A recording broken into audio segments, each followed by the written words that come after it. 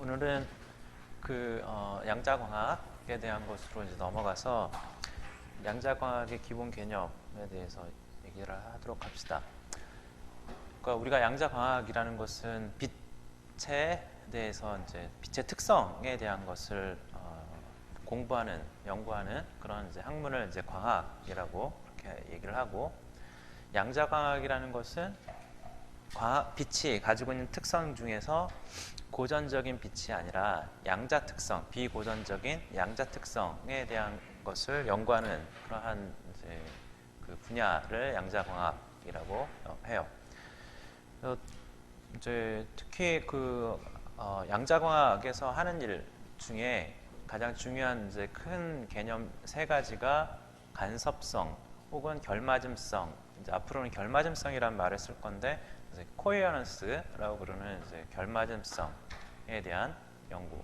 그게 고전적인 결맞음이냐, 양자적인 결맞음이냐, 이거를 이제 구분해서 사용할 거고요. 그다음에 다른 하나는 이제 번칭이라는, 그러니까 응집이라는 그런 이제 특성에 대해서 얘기를 할 텐데, 아주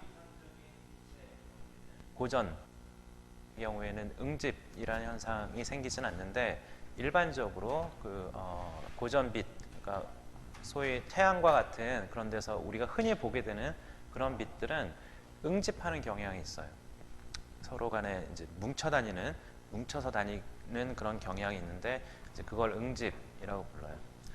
다른 하나는 이제 스퀴징이라고 부르는 건데, 이거는 이제 양자광학의 이제 독특한 특성이라서 또 얘기하도록 합시다. 빛의 성질들에 대해서는 크게 몇 가지로 얘기할 수 있는데, 일단은 눈과 밀접하게 관련돼서 눈으로 우리가 눈이라는 감각기관으로 인지할 수 있는 특징이 뭐가 있을까요? 다 써놨잖아. 밝기, 밝다, 어둡다 이런 걸 알 수 있고, 그다음에 또 하나는 색을 알 수 있죠. 색깔, 뭐 여러 가지 색깔. 눈으로 인지하지 어려운 혹은 눈으로 인지할 수 없는 특성은 빛이 평광을 갖고 있다라는 거예요. 이게 가장 기초적인 세 가지 성질, 빛의 성질이라고 볼 수 있고, 이제 그거 이외에 아까 얘기했던 이제 결맞음성, 코헤런스라는 게 있어요. 코헤런스라는 것은 결국 뭘 얘기하는 거냐면, 파동으로서 간섭을 잘 할 줄 아느냐를 뜻하는 거예요. 그래서 간섭 무늬를 잘 형성하는 빛이냐 아니냐, 뭐 이런 거에 대한 걸 나타내는 거예요. 그래서 예를 들어서 영의 쌍슬릿 실험 같은 경우에 얘네들이 좀 이따 또 할 거예요. 쌍슬릿 실험 할 건데, 어쨌거나 쌍슬릿에서 이렇게 간섭을 해서 간섭 무늬가 생기죠. 그 간섭 무늬를 보기 위해서 실험을 해보면 힘들잖아요. 그러니까 어떤 빛을 쏘는 소스를 어떤 광원을 쓰느냐에 따라서 얘네들이 간섭 무늬가 없어질 수도 있고 생길 수도 있고 하죠. 성공하려면 레이저를 쓰는 게 제일 좋겠죠. 예를 들어 백열등 같은 걸 하면 좀 굉장히 못 보거나 아니면 보기가 굉장히 힘들어요.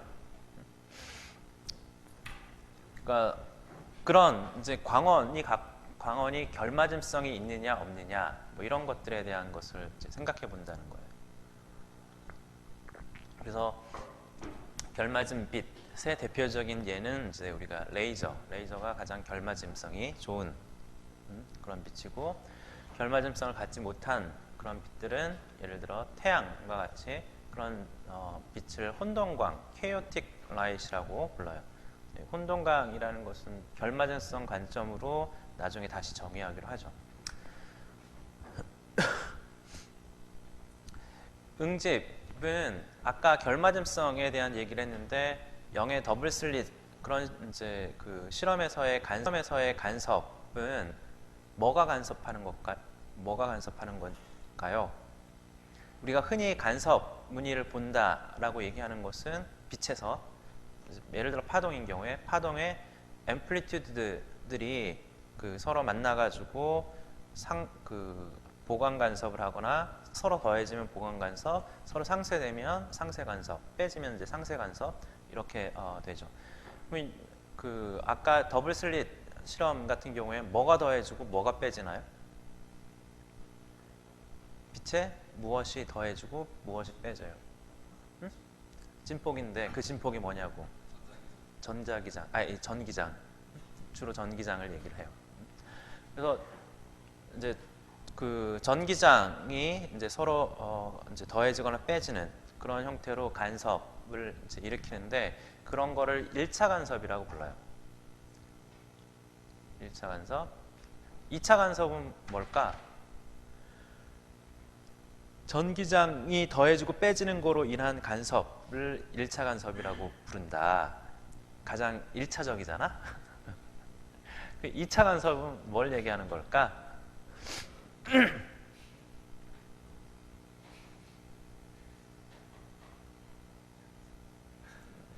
전기장으로만 얘기해요. 우리는 특별한 이유가 없으면, 특별한 경우가 아니면 자기장에 대한 것은 고려를 안 해요. 물론 이제 전자기 파를 다루고 있음에도 불구하고. 전에도 얘기했잖아요. 왜 전기장만 한다고? 빛의 전기장 성분만 주로 따진다고? 물질과 상호작용을 가장 크게 하기 때문에 그래요. 일단 녹화는 되고 있대요. 무슨 말인지는 잘 모르겠고.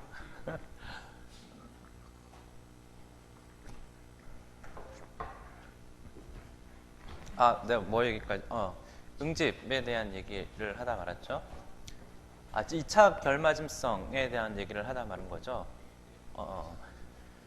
그러니까 1차 결맞음성, 1차 간섭이라는 건 전기장이 더해주고 빼지는 것 때문에 가장 그 근본적인 거죠. 가장 근원적인 이제 간섭 현상인데 그거와 관련된 간섭, 그거와 관련된 결맞음성, 간섭 여부를 결맞음성이라고 하는 거예요. 간섭이 잘 되느냐, 안 될 거냐를 판단하는 게 결맞음성. 같은 말이겠죠. 근데 약간 뉘앙스가 약간 다른 건데 간섭을 하느냐 마느냐에 이제 빛이 갖고 있는 본질적인 어떤 가능성에 대한 것을 얘기를 한다면 결맞음성. 네, 진짜로 이제 어떤 빛이 나와서 걔가 간섭을 진짜 했느냐 안 했느냐 그건 간섭 여부를 얘기하는 거고. 네, 결맞음성이라는 게 간섭을 얘기하는 거예요. 어쨌거나. 근데 2차 간섭이라는 건 뭐냐면 더해지고 빼지는 거 혹은 곱해지고 나눠지는 이것이 전기장이 아니고 밝기예요. 그러니까 인텐시티예요. 인텐시티가 그러니까 전기장의 제곱, 절대값 제곱된 것이 더해지거나 빼지는 걸 통해 가지고 얘가 간섭을 할 건지 안 할 건지 여부를 결정하는 거. 이게 2차 간섭이에요. 3차 간섭은 뭐겠어요?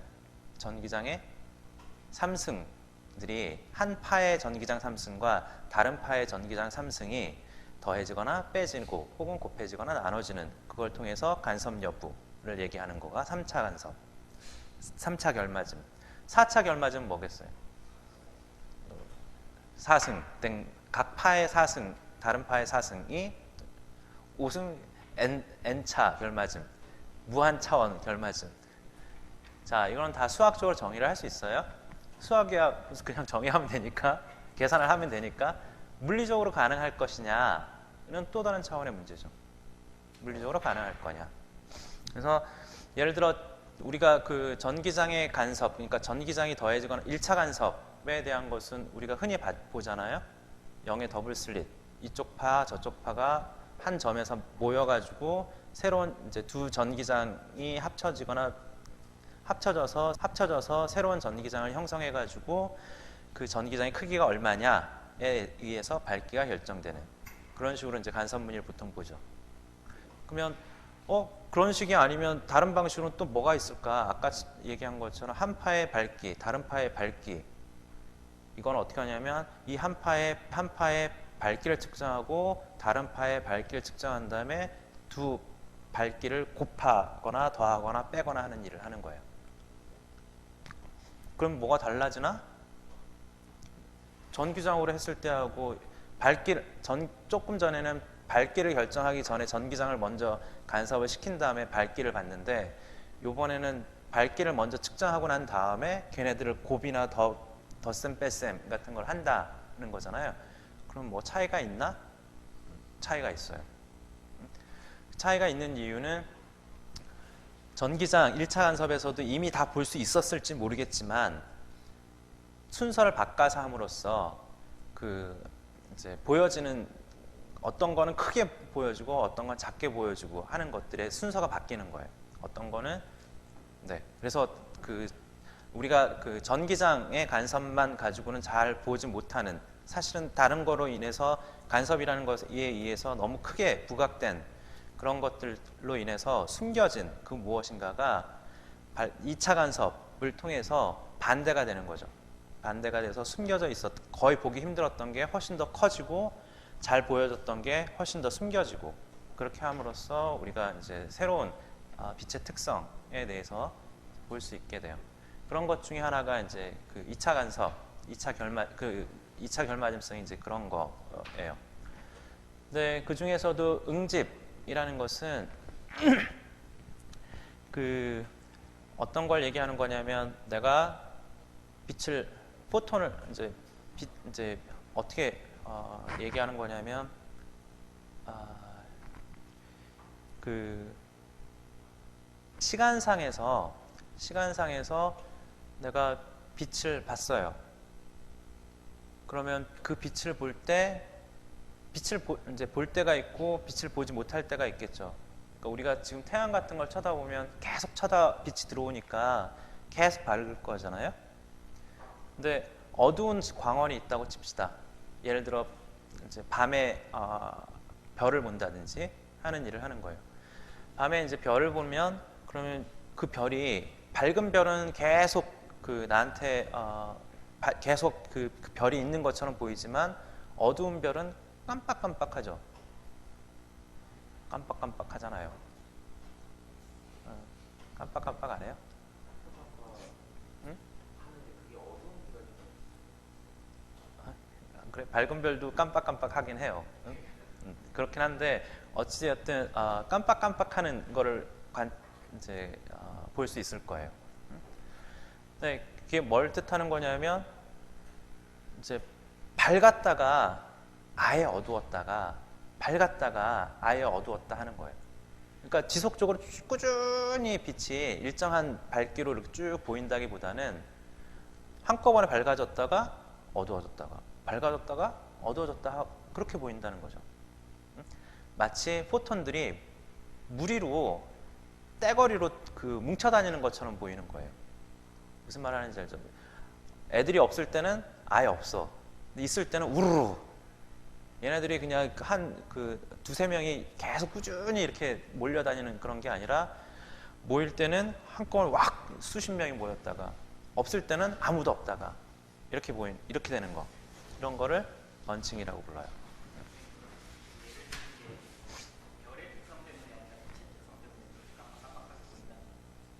네, 사실은 엄밀하게 얘기하면 여러 가지 이유가 있기 때문에 단순하게 그렇게 말할 수는 없긴 하긴 하거든요. 그러니까 왜냐하면 대기 중에서 공기의 흐름, 이제 공기가 흘러다니니까 그것 때문에 굴절 같은 게 생겨가지고 그 위치에 별이 있어야 될 거라고 예상했는데 굴절이 되니까 딴 데로 갔을 거 아니에요. 그러니까 순간적으로 별이 없어진 것처럼 혹은 밝지 않은 것처럼 이렇게 보이기도 하고 여러 가지 원인들이 있기 때문에 우리가 그 밤에 별을 본 거 가지고 번칭 때문에 얘네들이 이렇게 된다라고 말하기가 좀 곤란해서 그래서 네, 근데 기본적으로 번칭 때문이에요. 그러니까 실험적으로 그 번칭에 대한 걸 실험적으로 검출을 해요. 근데 얘네들을 검출할 때 방금 얘기한 것은 모든 방향으로 다 감싸가지고 얘네들이 나오기만 해봐라 그러면서 이렇게 보고 있는 그런 식으로 검출하지는 않거든요. 대신 특정 방향으로 왔을 때 그쪽 방향에서 번칭을 하는지 안 하는지 그거를 이제 확인하는 거예요. 근데 적어도 이론적으로는 방금 얘기한 것처럼 다 감싸더라도 얘네들이 번칭을 해요. 그러니까 좀 전에 얘기한 것처럼 한꺼번에 쫙 나왔다가 안 나왔다, 쫙 나왔다, 안 나왔다 이런 식으로 보여진다는 거죠. 근데 실제로 그러냐는 질문은 이제 실험을 했을 때에 대해서는 자신이 없네. 네, 또 질문.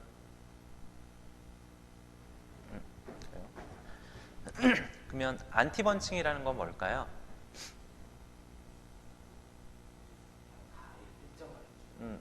안티번칭이라는 것은 얘네들이 그 균일하게 쭉 나오는 것을 안티번칭이라고 해요.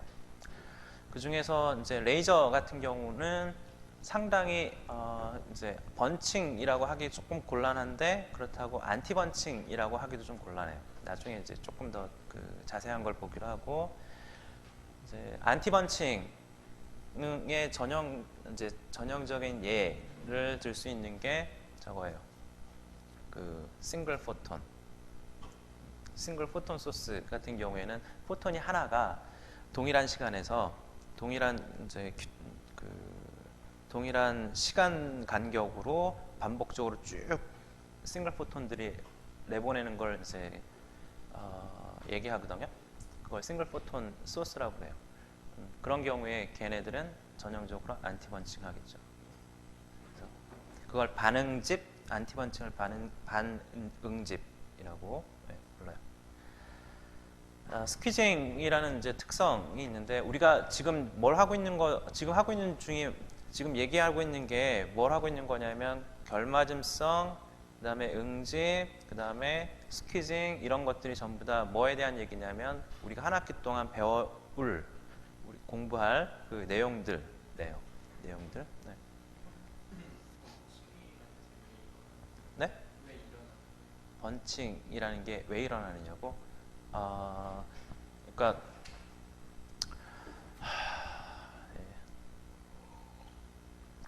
보존이기 때문이에요. 보존. 프로미온 보존 했을 때 보존이기 때문에 그런 일이 벌어지는 거예요. 근데 이게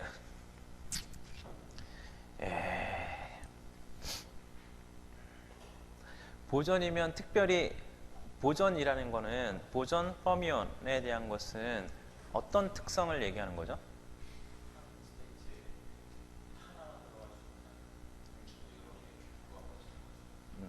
그러니까 파울리 익스클루전 프린시플과 연결시켜서 우리가 얘기하는 거잖아요. 그래서 퍼미온 같은 경우에는 한 스테이트에 파티클이 하나만 찰 수 있는 거고 보존인 경우에는 한 스테이트에 굉장히 많은 파티클이 전부 다 응집돼서 들어갈 수 있는 그거를 이제 보존이라고 부르잖아요. 예. 이제 질문은 뭐냐면 얘네들이 어떤 이제 말을 잘해야 되는데 어떤 이제 상태가 있을 때 그 상태의 보존 같은 경우에는 다 들어갈 수 있어요. 근데 들어가야 되는지 들어갈 수 있는지는 다른 얘기잖아요. 집어넣으면 들어가. 그런데 집어넣으려고 하지 않는데도 알아서 들어가는 다른 얘기잖아요. 이것 때문에 이제 얘기가 굉장히 곤란해지는 건데, 그러니까 들어갈 수는 있지만 능력은 있지만 굳이 들어갈 거냐, 혹은 굳이 얘네들이 뭉치려고 할 거냐에 대한 게 질문이에요. 이제 우리가 컨덴세이션 같은 고체에서 얘기하는 이 보존 파티클이 있으면 얘네들이 온도가 무지 낮아지면 그럼 얘네들이 한 스테이트로 컨덴세이트 돼요. 그건 알죠? 그거는 걔네들이 상호작용하기 때문이에요. 상호작용을 하고 그 다음에 한 스테이트에 다 들어갈 수 있는 그런 이유 때문에 컨덴세이션이 되는 거거든요. 중요한 건 뭐냐면 어트랙티브 포스가 있다는 거예요. 어트랙티브 포스가 없는데도 그럴 수 있느냐? 이건 좀 그렇거든. 그러면 이제 질문은 뭐냐면 아까 얘기한 이 질문을 하는 바람에 그냥 넘어가려고 했더니 응집 같은 경우에 얘네들이 뭉친다는 거잖아요, 지금. 그러면 보존이니까 당연히 할 수 있지. 그렇지만 꼭 그래야겠어? 가 질문인 거잖아요. 꼭 그래야 되는 이유라면 서로 어트랙티브 포스가 있어서 그럴 수 있겠죠. 할 수 있는데 능력이 되는데 심지어 어트랙티브 포스가 있으면 그러면 뭉치겠지, 당연히. 근데 질문은 할 수 있긴 하지만 어트랙티브 포스가 없으면 걔네들 굳이 뭉쳐야겠느냐 이거죠. 그래서 두 번째 질문은 뭐냐면 포톤이 상호작용하느냐, 이게 두 번째 질문이에요. 그러면 알다시피 포톤은 상호작용을 안 해요. 그러면 어트랙티브 포스가 없는데, 서로 상호작용하지 않는데 그럼에도 불구하고 얘네들이 뭉쳐 다녀야겠느냐? 그래, 알아. 너 뭉칠 수 있는 건 아는데 뭉칠 수 있다는 건 알겠지만 꼭 뭉쳐 다녀야겠느냐? 라는 질문을 해볼 수 있죠.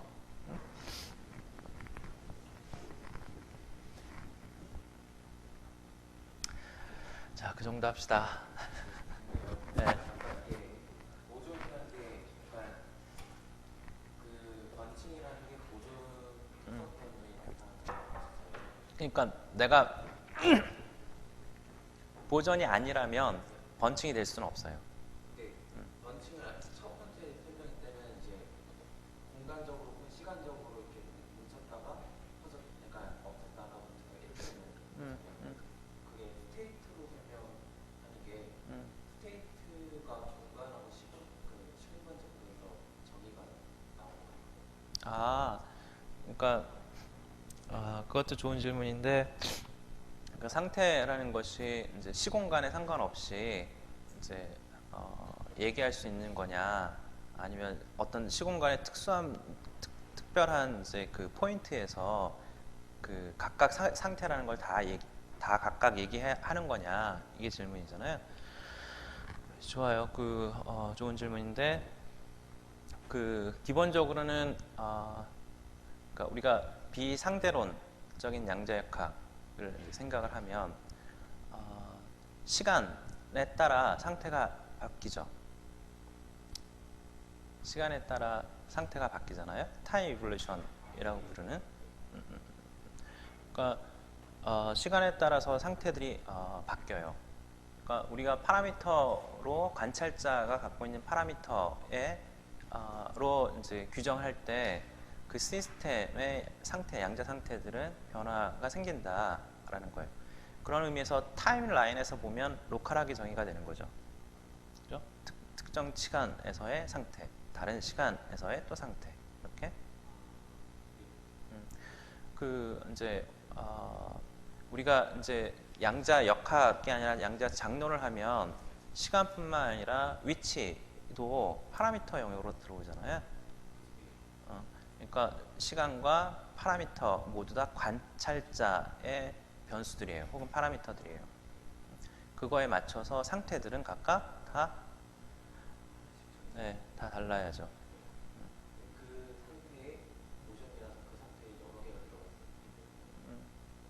들어갔어요. 그 상태하고 이 상태는 또 달라요. 그러니까 이제 광자가 하나 있을 때 그 광자 하나에 대한 상태와 광자 집단이 있을 때 광자 집단의 상태가 있을 거 아니에요. 걔네들을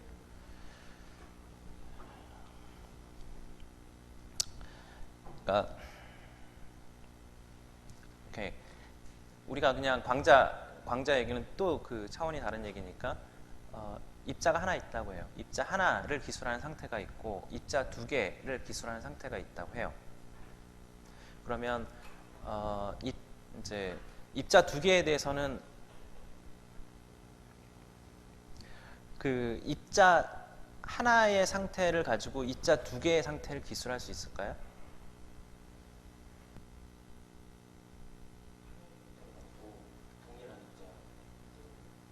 그러니까 뭔가 단서가 붙어야 될 거 아니에요? 아니라 다른 입자면. 그러니까 입자 두 개면 입자 두 개에 대한 상태가 있어야 되는 거고, 입자 하나면 입자 하나에 대한 상태가 있는 거예요. 그러니까 입자 하나에 대한 상태를 가지고 입자 두 개에 대한 상태를 기술하는 것은 넌센스가 되거든요. 말이 안 되겠죠.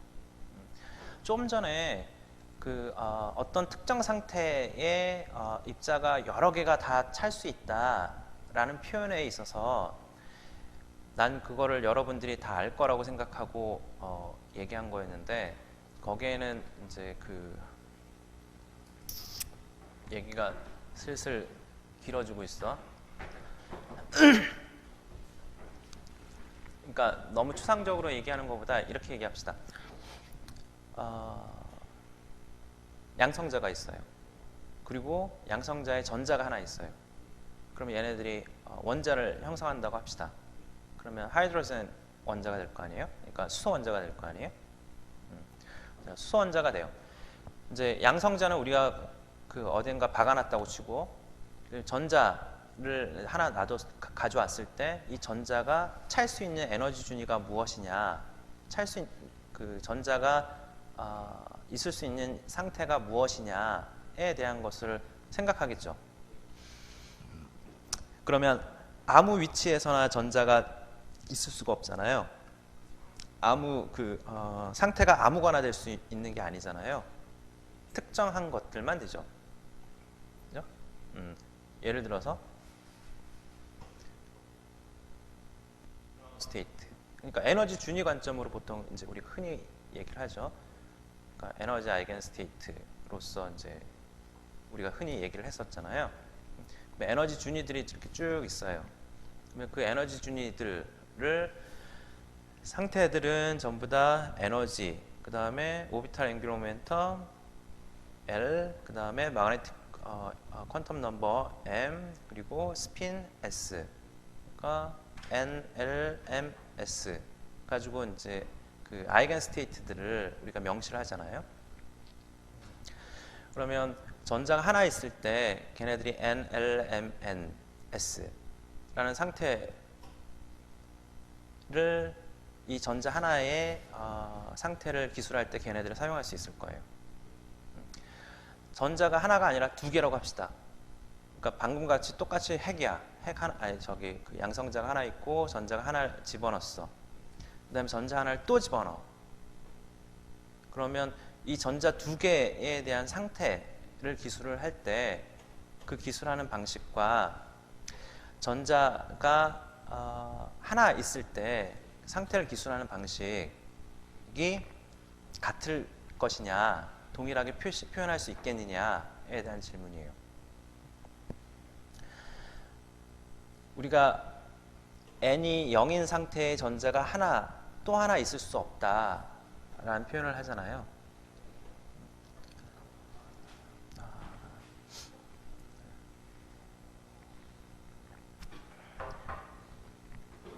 어떻게 얘기를 하잖아요.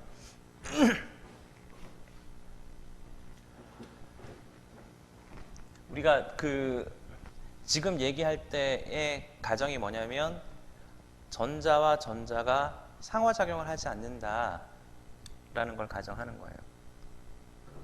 전자와 전자가 상호작용을 하지 않으면, 그리고 그러면 상호작용은 유일하게 양성자하고 전자하고만 상호작용을 하는 거거든요. 그러니까 엄밀하게 그렇게 되는 거고, 그럴 때 전자가 찰 수 있는 게 n이 0일 때 n이 차간다고 하죠. 두 번째 전자가 왔어요. 그러면 이 에너지 구조가 바뀌었을까 안 바뀌었을까, 바뀔까 안 바뀔까, 두 번째 전자가 들어오면 안 바뀌겠죠. 전자하고 전자하고 상호작용을 안 한다고 했을 때, 전자하고 전자하고 상호작용하지 않으면 그러니까 핵이 주는 포텐셜만 가지고 전자의 그 에너지 준위들이 쭉 결정이 될 거 아니에요. 그렇기 때문에 에너지 준위가 두 번째 전자가 들어와도 두 번째 전자가 첫 번째 전자하고 상호작용을 하지 않으면 그러면 에너지 준위는 달라지지 않을 거예요. 똑같은 퀀텀 넘버를 그냥 써가지고 두 번째 전자에 대한 상태도 기술하면 되겠죠. 근데 전자하고 전자가 상호작용을 하잖아요. 일반적으로. 상호작용하면 에너지 준위가 더 이상 동일한 에너지 준위가 될 수 없겠죠. 그래서 완전히 다른 상태들로, 혹은 아까 얘기한 전혀 다른 에너지 준위들로 기술을 해야지만 돼요. 그러니까 지금 원래 질문이 뭐였죠? 일로 샜어. 아까 처음에 공간적으로 걸침돼 있다는 게 공간적으로 시간적으로 한쪽으로 광자가 물렸다가 벗었다가 물렸다가 벗었다가 했거든요. 그거 오전에 스테이트라고 설명한 그 스테이트에 여러 반복된 스테이트가 존재할 수 있다라는 거 어떤 연관점이 있는지. 여기서 스테이트 하나에 여러 개의 입자들이 다 들어간다는 것은 내가 여러 말이 생략되어 있었는데 싱글 파티클로 단위별로 스테이트를 에너지 준위들을 쭉 규정 지었을 때 그 해당하는 에너지 준위에 여러 개의 입자가 동일하게 그 퀀텀 넘버를 가질 수 있느냐 없느냐에 대한 것으로 얘기를 하면 돼요. 그렇게 얘기를 해요. 압축에 대한 얘기를 이제 하고 있는 중인데, 압축에 대한 얘기는 조금 전까지는 안티번칭과 결맞음성에 대한 것은 고전이든 비고전이든 상관없는 얘기예요. 그러니까 고전이든 양자든 상관없이 다 논의를 할 수 있는 부분이고, 이게 압축에 대한 부분부터는 양자에 대한 것이 고려되어서 얘기돼야 될 부분이에요. 그러니까 이제 기본적으로 압축이라는 게 이제 설명할 건데, 우리가 양자 이론에서는 uncertainty relation 있죠. 하이젠버그 uncertainty relation이 있어요. 예를 들어서 포지션과 모멘텀에 대한 것에 uncertainty relation이, 그러니까 포지션 모멘텀의 두 uncertainty가 이와 같은 관계를 만족한다라는 거죠. 근데 빛의 경우도 비슷한 uncertainty relation이 있어요. 양자 빛이 이제 양자 과학에서. 그건 뭐냐면 일단은 관측량부터 얘기를 하면 이제 우리가 그 위치와 운동량, 시간 다 모두 다 장론이니까 파라미터예요. 관찰자가 갖고 있는 파라미터들. 그러면 빛의 특성에 대한 것을 얘기를 하기 위해서 이제 장을 가지고 얘기를 해야 돼요. 각 위치, 시공간에서의 위치에서 점에서 한 지점에서 거기에서의 장의 크기가 얼마일까가 관측량인 거예요. 우리의 관측량. 그러면 이제 그 장이라 이제 빛의 경우에는 장이라 하면 전자기파, 그러니까 전기장, 자기장을 얘기하는 거고, 그 중에서 특히 우리는 전기장을 얘기하는 거예요. 전기장. 근데 우리가 실제로는 측정하는 것은 전기장을 직접 측정할 수는 없어요. 항상 인텐시티를 측정을 해야 돼요. 전기장의 크기가 얼마인지 알아내는 방식이 있긴 한데, 그건 이제 그 다른 전기장을 이용해서 간섭을 이용해 가지고 우리가 얘기하는 소스 시그널이라고 부르는 그 시그널의 전기장의 크기가 얼마인지를 알아내는 거거든요. 내 말은 뭐냐면 무조건 밝기로 측정해야 돼요. 인텐시티로 측정을 해야 돼요. 그래서 그렇긴 한데, 그런데 그럼에도 불구하고 이제 전기장의 크기, 전기장을 측정할 수 있다고 일단 가정을 합시다. 일단 가정을 하면, 그러면 전기장도 불확정성 그 관계를 만족하기 때문에 무엇과 무엇, 두 물리량, 어떤 물리량들의 uncertainty들이 불확정성 관계에 있을까가 이제 질문이겠죠. 나중에 자세하게 하기로 하고, 답을 얘기하면 그냥 답을 얘기할게요. 전기장의 리얼 성분과 이미지너리 성분이 불확정성 관계에 있어요. 혹은 전기장과 자기장이 불확정성 관계에 있어요. 근데 전기장, 자기장이라고까지 안 가도 전기장, 그러니까 같은 건데, 수학적으로 동일한 건데, 일단은 이제 전기장의 리얼 성분과 이미지너리 성분이 불확정 관계에 있다고 생각해요. 그러니까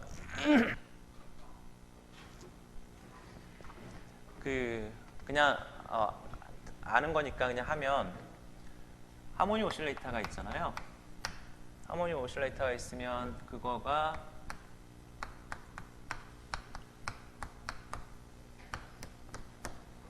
이게 하모니 오실레이터죠. 위치하고 운동량. 그러니까 빛의 에너지 덴시티가 있어요. 빛의 에너지 덴시티, 그러니까 이거는 하모니 오실레이터의 에너지를 얘기하는 거고, 해밀토니안을 얘기하는 거고, 이제 빛의 경우에도 에너지가 있잖아요. 에너지 덴시티라고 부르는 에너지가 있어요. 어떻게 되죠? 전기장, 전자기파인 경우에, 내가 지금 전자기파를 얘기하는 거예요. 2분의 1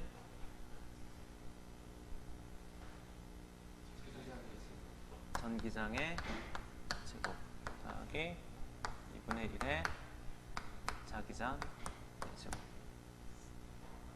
이렇게 내가 그 퍼미티비티하고 퍼미어빌리티는 다 생략하고, 그 다음에 여기서도 질량에 대한 거를 운동량에 포함시킬 수 있죠. 뭐 디멘전리스하게 만들 수 있잖아요. 그런 것처럼 똑같이 x도 위치에 포함시킬 수 있죠. 그러면 이런 관계가 되는데, 이 하모닉 오실레이터 요 관계에서 포지션과 모멘텀이 언서튼티 릴레이션에 있는 것처럼 요 전자기파의 에너지 관계에서 자기장과 전기장이 언서튼티 릴레이션에 있는 거예요. 오케이? 근데 이거를 우리가 컴플렉스 넘버로, 컴플렉스 베리어블로 바꾸잖아요. 우리가 전기장을 리얼 베리어블로만 사용하고 자기장도 리얼 베리어블로만 쓰다가 편리의 문제로 전기장, 자기장 모두 다 컴플렉스 베리어블로 바꿔가지고 표현하죠. 그럼 수학적으로 편해지잖아요. 그렇게 하면 그러면 에너지에 대한 관계식이 이렇게 바뀌어요. 근데 자기장에 해당하는 파트도 포함해서, 다 포함해서. 얘는 어떻게 바꿀 수 있냐면 리얼 파트의 제곱과 이미지널 파트의 제곱 이렇게 바꿨을 수 있는 거예요. 그래서 요번에 언서튼티 관계는 전기장의 리얼 파트와 이미지널 파트가 언서튼티 관계에 있어요. 오케이? 전기장을 옵저버블로 가정했을 때, 네. 옵저버블이라고 가정할 거예요. 근데 전기장을 직접 측정할 수 있는 방법이 있느냐고 질문한 거잖아요. 옵저블이라고, 옵저블인가요? 라고 물어봤던 것을. 그러니까 위치와 운동량은 이제 양자역학에서 옵저버 오퍼레이터에 대한 언서티티 릴레이션이 뭐가 되는데 전기장과 자기장도 옵저버 오퍼레이터가 그거는 우리가 지난번에 한번 얘기하지 않았었나? 장론에 대한 얘기를 우리가 쭉 했었잖아요.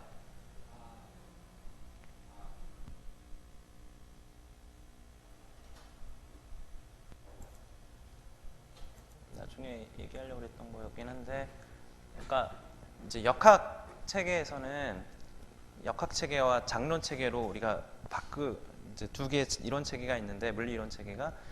근데 우리가 양자 역학에서 양자 장론을 하게 된다고 했었던 거 기억나죠? 이유가 뭐냐면 상대론적인 효과를 온전하게 다 다룰 수 없어서 역학 체계 내에서는. 그래서 이제 상대론적인 효과를 제대로 온전하게 다 다루기 위해서 장론으로 넘어가야지만 되겠다고 했어요. 그때 장론으로 넘어가면서 장론을 하더라도 역학 체계에 대한 걸 다 포함하는 더 일반적인 이론이다, 이론 체계로서 정립할 수 있다라는 얘기를 한 거 기억나죠? 그거에 대한 거예요. 그러니까 역학은 기본적으로 시스템을 파티클로 보고 그 파티클의 위치와 운동량을 다 추적하면서 얘기를 해야 돼요. 그리고 그때의 이제 이 시스템의 특성, 물성이라고 하는 것은 위치, 그리고 운동량이 물성이 되는 거죠. 그러니까 우리가 그 시스템에 대해서 알려고 하기 위해서는 위치를 측정해야 되고 운동량을 측정해야지만 돼요.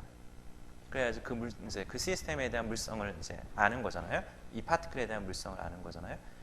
근데 입자가 많아지면 우리가 그걸 못하고 이제 장론 관점으로 바꿔서 생각을 하자. 그러니까 이제 아까 입자 하나에 대한 것은 좀 전에 얘기한 것처럼 입자가 주어졌으면 위치가 어디고 운동량이 얼마고 이런 식으로 생각했었던 거에서 이제 탈피해서 이 전 공간에 해당하는 입자의 밀도 함수를 그리자는 거예요. 밀도 함수를. 그래서 요 위치에서의 밀도 함수는 얼마냐? 빵, 빵, 빵. 여기는 샤프하게 사실은 이제 디락 델타 펑션이겠죠. 디락 델타 펑션으로 이렇게 딱 있어요. 얘가 뭐겠어요? 입자가 하나 있는 거예요. 얘는 또 하나 더 있잖아요. 그러니까 입자가 지금 현재 두 개가 있는 그걸 이제 그린 거예요. 자, 그럼 여기서 우리가 뭐를 측정해야지 이 시스템에 대한 특성을 아는 거냐가 이제 질문이에요. 물성을 아는 거냐. 위치를 측정하는 거 아니에요. 위치는 우리가 그냥 깔아놓은 거니까 우리가 그냥 아는 거예요. 대신 뭐를 측정해야 되냐면 밀도의 크기가 얼마냐를 알아야 돼요. 밀도가 크냐 작으냐, 밀도가 빵이냐 아니면 얼마나 크냐를 알아야 돼요. 이 밀도의 크기가 우리한테 관측량이 되는 거예요. 물성을 알기 위한 측정해야 될 양이 밀도가 돼요. 전기장, 자기장인 경우에는 뭐겠어요? 관측량이 전기장이어야겠죠. 전기장, 자기장이 우리의 관측량이 돼야 돼요. 그걸 측정함으로써 전 공간에서 전기장, 자기장이 어떻게 분포하고 있는지 그게 해당하는 전기파의 물성을 우리가 아는 거예요. 근데 이제 관측 조금 전에 내가 질문을 오해하긴 했는데 그런데 전기장을 직접 측정할 수 있는 방법이 있느냐는 없어요. 간접적으로 측정할 수 있는 방법밖에 없어요. 전기장은 항상 밝기로 측정을 해야 돼요.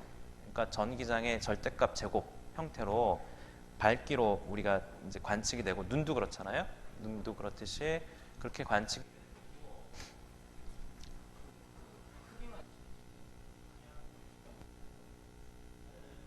거 위상에 대한 정보 없이 된다는 거. 이제 전기장의 X성분, Y성분, G성분에 대한 것을 할 수 있어요. 근데 크기로, 그러니까 X성분의 크기가 얼마, 전기장의 크기 말고 그거의 밝기 크기.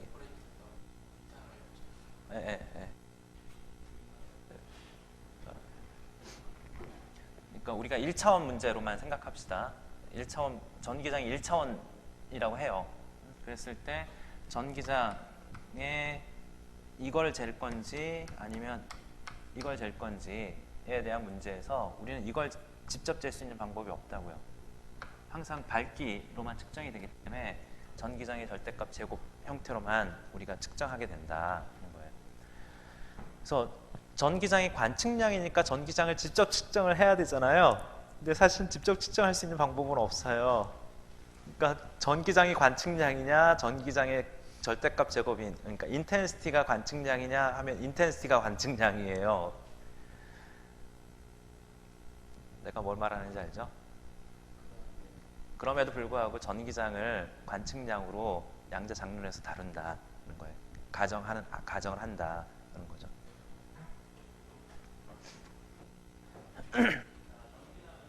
적어도 양자 장론 이론 체계에서는 관측량이에요.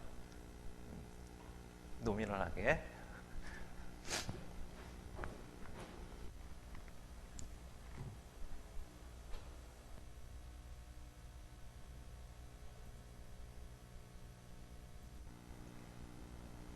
네, 그래요.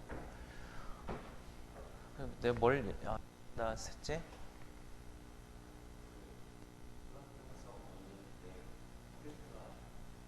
네네네. 그러니까 불확정성 관계에 있는 애들이 어떤 물리량들이 불확정성 관계에 있느냐에 대한 얘기를 하다 셌어요. 그러니까 기본적으로는 전기장과 자기장이 서로 불확정성 관계에 있는 거고 우리가 컴플렉스 베리어블로 전자기학을 다시 썼을 때는 전기장의 리얼 파트하고 이미지너리 파트가 서로 불확정성 관계. 포지션으로 다른 하나를 모멘텀으로 그렇게 대응 관계를 이제 생각할 수 있어요. 수학적으로는 두 개가 대응 관계에 있어요. 자, 뭘 얘기할 거냐면 불확정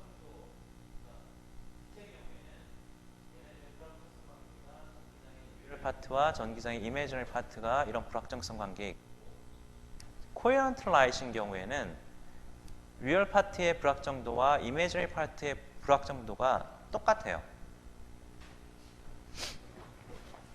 그게 by definition coherent state.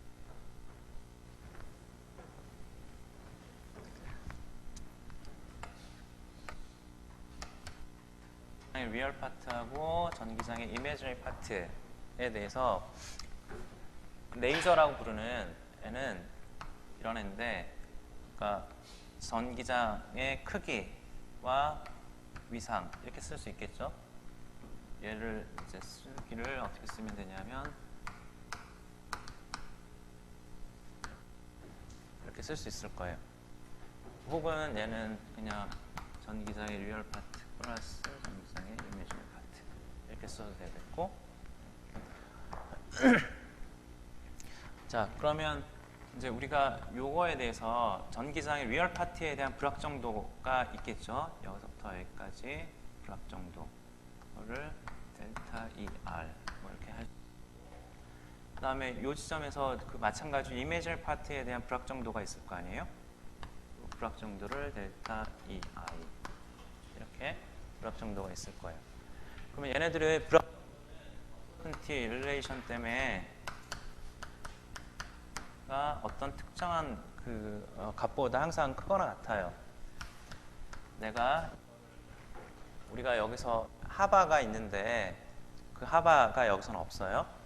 없는 이유는 내가 디멘전을 다 정리해가지고 하바를 이제 그 전기장 파트로 다 옮겨놔가지고 그래요. 자, 이렇게 돼요. 그랬을 때 얘의 특징은 뭐냐면 소위 미니멈 언서튼티 스테이트예요. 미니멈 언서튼티 스테이트라는 건 뭐냐면 얘네들이 이퀄 관계에 있는 거를 얘기해요. 그러니까 최소값을 언서튼티들의 곱이 최소값이 되는 그러한 상태를 미니멈 언서튼티 스테이트라고 불러요. 코헤런 스테이트가 전형적이에요. 코헤런 스테이트가 이런 관계를 만족하는데, 근데 코헤런 스테이트는 특히 리얼 파트에 대한 언서튼티와 이미지너리 파트에 대한 똑같아요.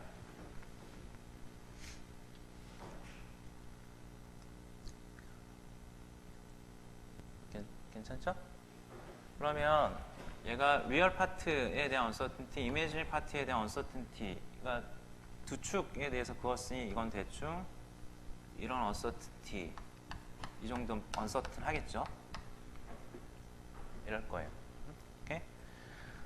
자, 스퀴즈 스테이트라는 것은 뭐를 얘기하는 거냐면 불확정도가 어떤 특정 불확정도가 코헤런트 라이트의 경우보다 더 작을 때를 얘기해요. 그러니까 리얼 파트에 대한 불확정도가 1 오버 스퀘어 루트보다 더 작거나 아니면 이미지너리 파트의 언서튼티가 1 오버 스퀘어 루트보다 더 작거나, 그러면 다른 하나는 어떻게 될까요?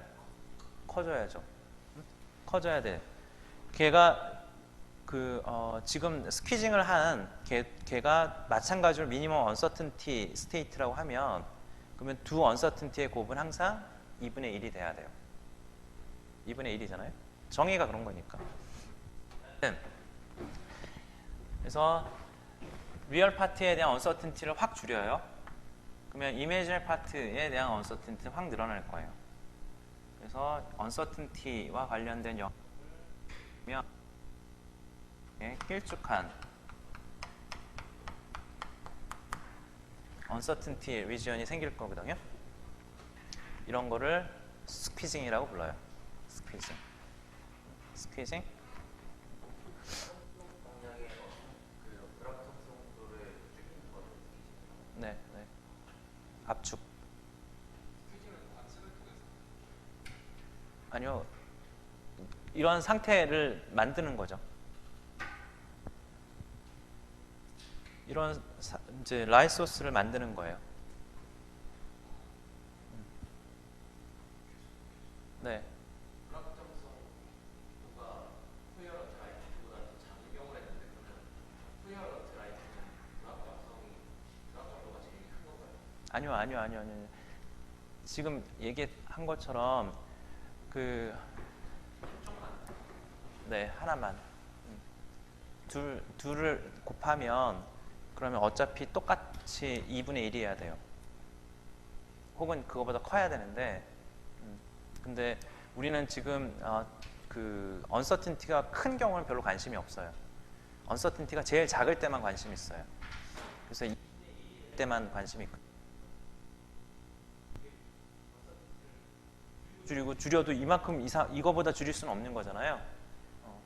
그래서 그 최대한 서튼한 그 상황에 대해서. 근데 레이저 같은 경우에도 언서튼티가 최소가 된 상황이에요.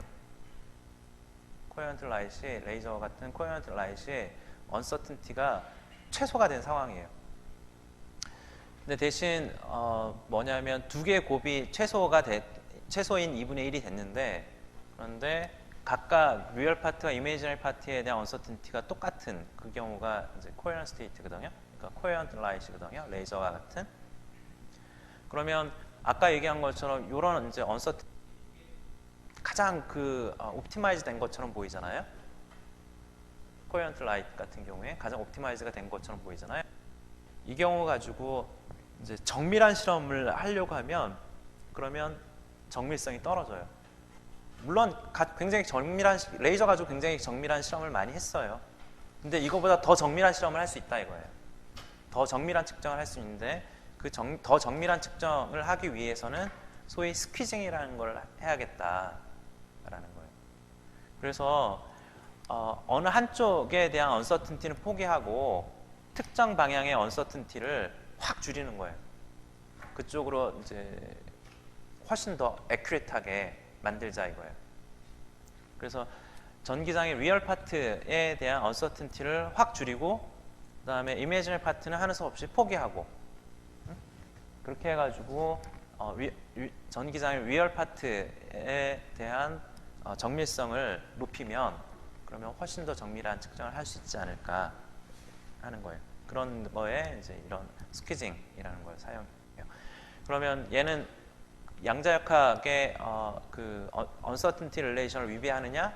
위배하지 않다. 위배하지 않는다라는 거예요.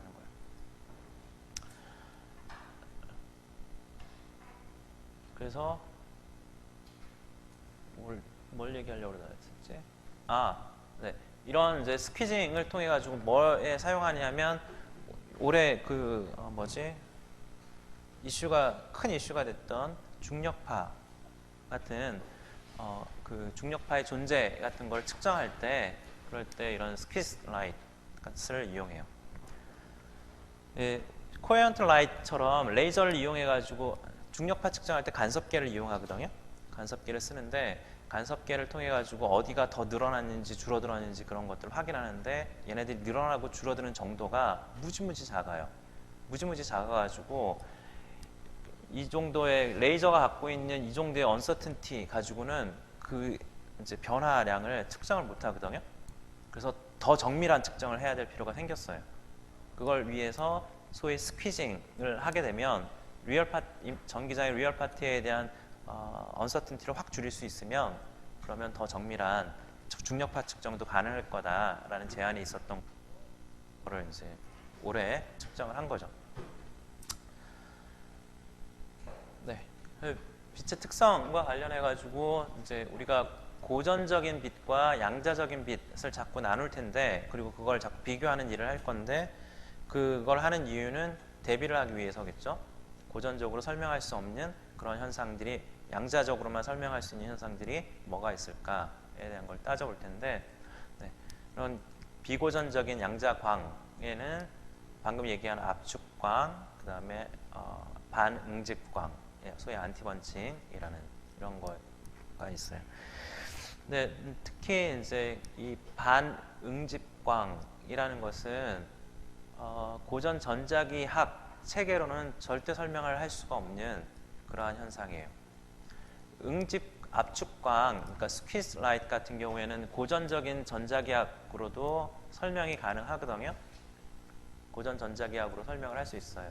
근데 일단 양자 이론으로 넘어오게 되면 그러면 얘네들이 이렇게 스퀴즈 라이트이 되면 그러면 네, 그거에 대한 얘기는 나중에 합시다.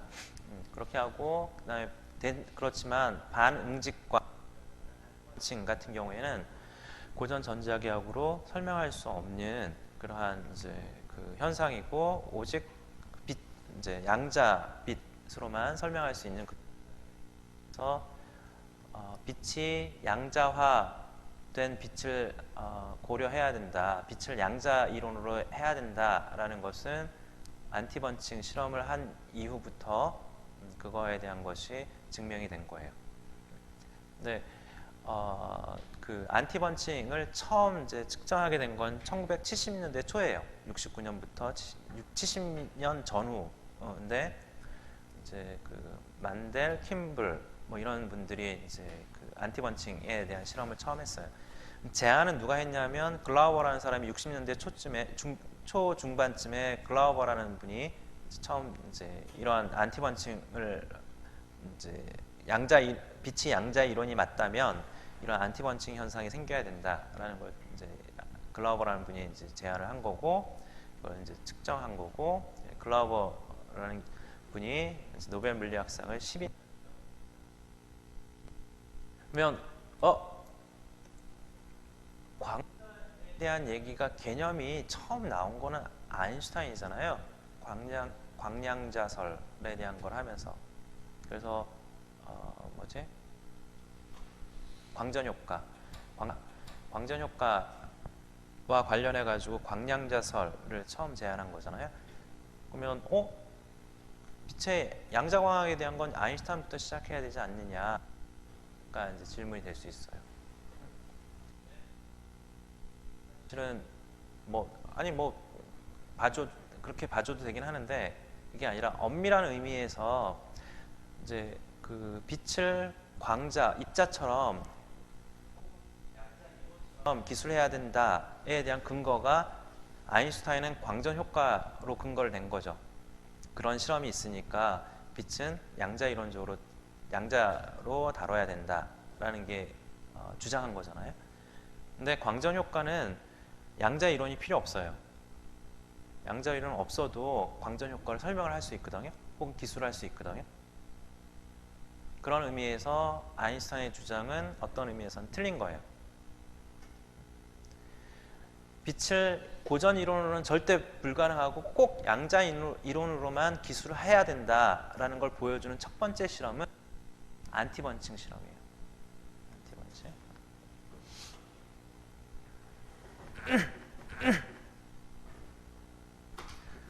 자, 그래서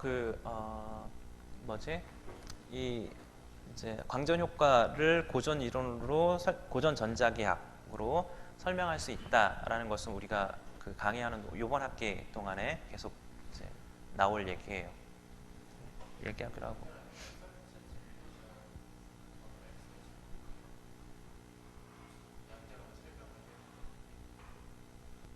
이론에 대한 것은 확률 진폭 뭐 얘기했잖아요. 나는 uncertainty라는 것은 고전적으로도 uncertainty가 있는 거죠. 고전 측정을 하더라도 uncertainty 생기는 거잖아요. 양자에서도 uncertainty가 있고, 이제 uncertainty relation이라고 부르는 하이센버그 uncertainty relation이 있는데, 예를 들어 위치하고 운동량인 경우에 둘을 동시에 정확하게 측정하는 것은 안 된다. 어떤 의미에서는 둘을 동시에 정확히 규정 짓는 것은 불가능하다라고 말하는 게 퀀텀 언서티니티 릴레이션이에요. 하이젠버그 언서티니티 릴레이션. 근데 이게 근본적인 원리라고 생각하지 않아요. 그러니까 얘네들이 프린시플이 되었죠. 초기 양자역학을 그게 좋은 가이드가 될 수 있었기 때문에 사람들이 그거를 차용해서 계속 그거 해왔는데, 나는 양자역학의 핵심이 uncertainty relation에 있다고 생각하지 않아요. 내가 생각하는 게 양자역학의 핵심은 확률 진폭들의 간섭에 있다고 생각해요.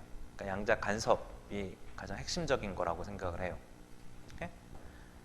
그래서 양자적으로 다뤄야 된다라고 말을 했다면, 그러면 뭘 얘기하는 거냐면 확률 진폭 간섭, 양자 간섭이 중요하다라는 말을 하고 있다라는 거죠.